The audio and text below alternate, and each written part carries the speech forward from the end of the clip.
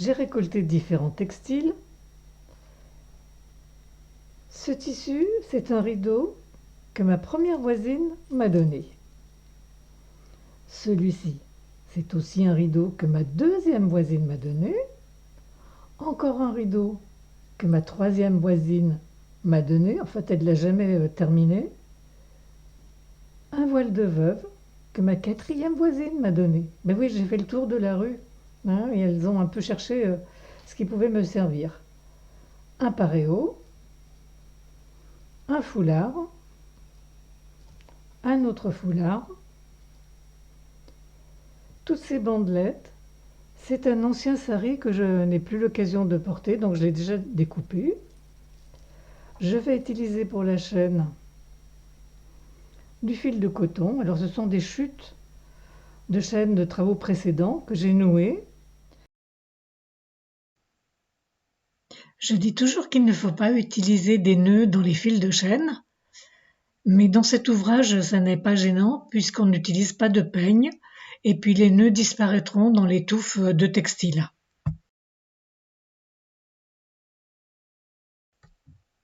J'ai coupé tous les textiles de récupération en bandelettes de 2 cm environ. J'ai posé le cadre verticalement appuyé contre un mur.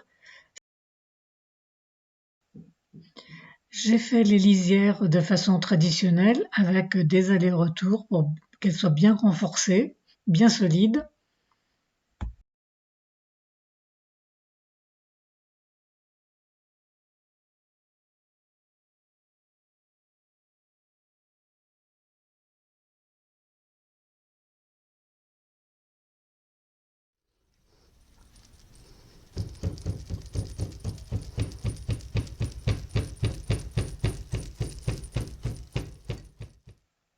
Je vais utiliser des points noués, donc les nœuds turcs, qui sont symétriques. Et la petite différence par rapport à la vidéo précédente où j'utilisais des brins coupés, là c'est un fil continu que je coupe au fur et à mesure avec un cutter. Alors vous pouvez également utiliser un couteau de cuisine très bien aiguisé, il faut vraiment que ça coupe très très bien, ou alors le couteau perçant, donc je vous montrerai un petit peu l'usage dans un prochain travail.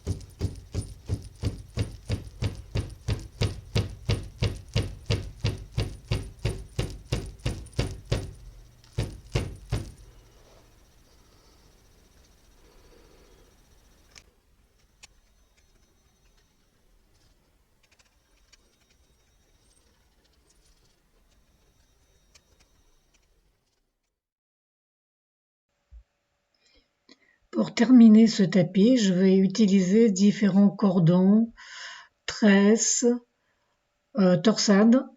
Donc ça, je ferai une vidéo spéciale avec toutes ces possibilités.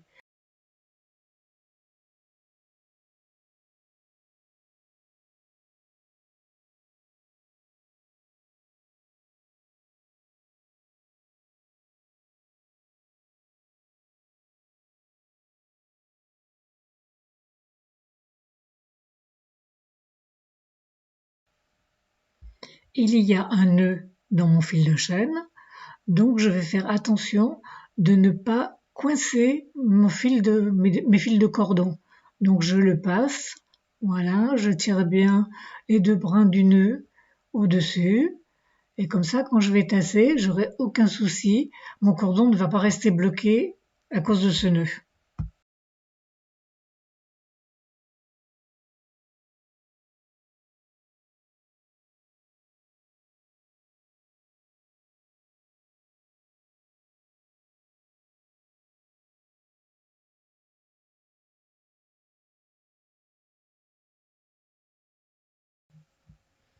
Alors afin d'éviter que les bordures et les lisières des tapis s'usent rapidement, beaucoup plus rapidement que le reste, on fait des bordures avec différents points dont je vous ai déjà parlé, les cordons, les tresses, les torsades, etc. pour que ce soit vraiment très solide.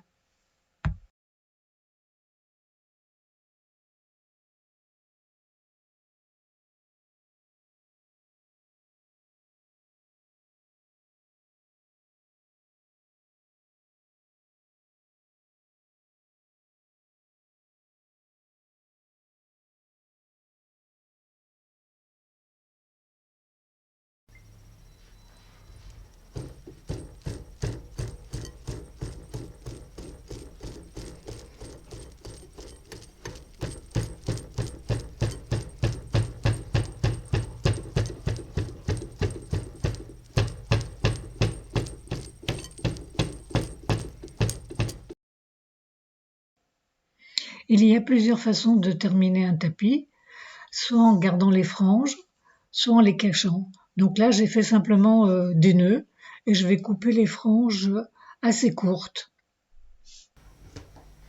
En posant le tapis au bord de la table, c'est beaucoup plus facile pour couper les franges de façon régulière. Une petite séance de coiffure pour égaliser un petit peu les fibres. Et puis un dépoussiage vigoureux.